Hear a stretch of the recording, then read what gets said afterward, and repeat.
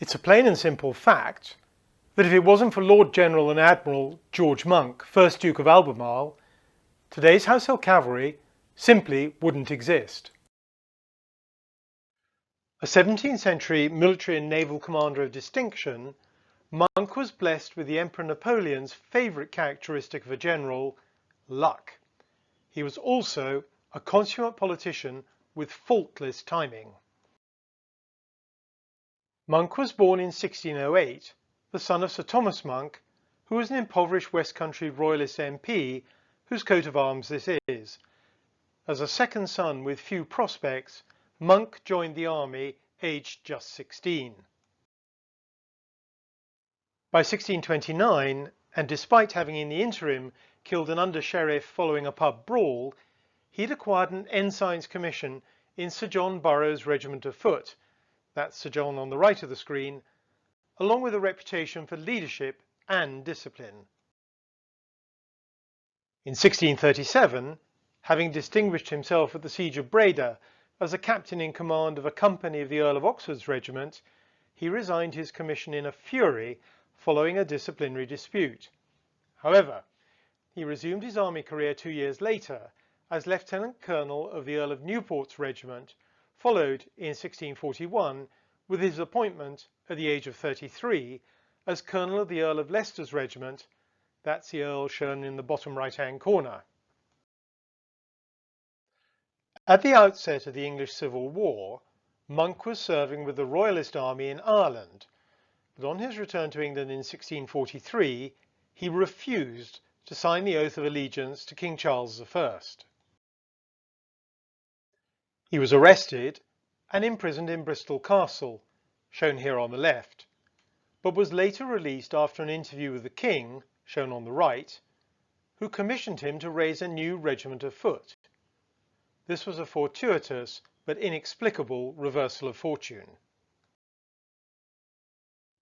Within 6 months, thanks to the incompetence of the Royalist commander at the siege of Nantwich, Monck had been captured by the parliamentarians and imprisoned, first in Hull and then in the Tower of London.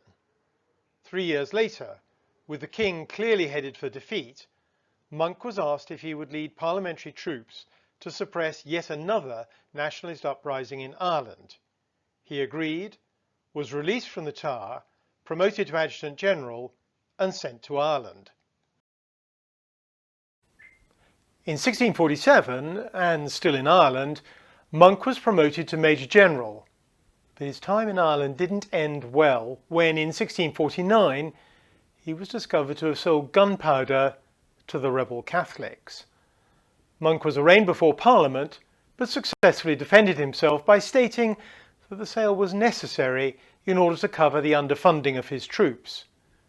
Monck's extraordinary luck held, and he got off with a reprimand.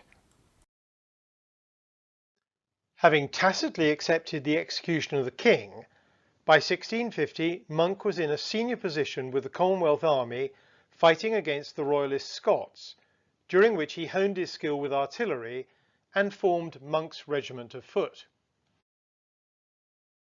His expertise as an artilleryman led to him being appointed General at Sea by Oliver Cromwell, pictured on the left, in the 1652 to 1653 naval war against the Dutch, during which Monck proved to be as able and successful a commander on the waves as he had been on dry land. On his return to London, he married Anne Radford, who was reputed to have worked for him as a seamstress and as his after-hours comforter whilst he was in the Tower, and who, at the time of her marriage to Monck, was probably still married to her first husband. Seemingly immune from scandal, the newly married Monck was not, however, destined to return to sea. Instead, he was again sent to quell a Royalist uprising in Scotland, where, the task accomplished, he remained out of political harm's way as military governor until Cromwell's death in 1658. If Monck's management of his career up to that point had been characterized by a degree of good fortune, what happened next was a masterstroke of guile and timing. Although loyal to Cromwell's son Richard, shown here on the left, Monck quickly realised that the young man was completely unfitted for the role of Lord Protector, and so he did nothing to stop Richard being ousted by the army, although he was deeply concerned when young Cromwell was replaced with the regicide rump parliament that had been dismissed by Oliver Cromwell in 1653. Accordingly, he secretly opened negotiations with the exiled King Charles II, marched his Scottish forces to London, stood for Parliament in the election of March 1660, and in May ensured that the new Convention Parliament invited King Charles II to return and resume his throne.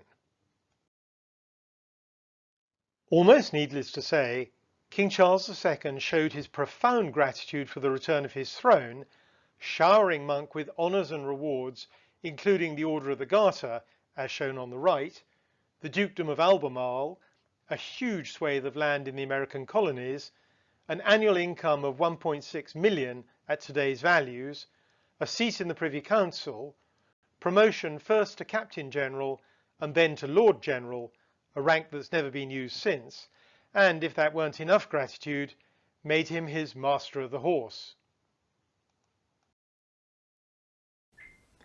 Monck never again took to the field on land, although, as Captain General, he was tasked with the disbandment of Cromwell's new model army and its recreation as a royalist-led force, included in which were his own regiment of foot, after his death the Coldstream Regiment of Foot Guards, and his own troop of Life Guards, which was redesignated the 3rd or Duke of Albemarle's troop of Horse Guards, which from 1788 was the 2nd Life Guards.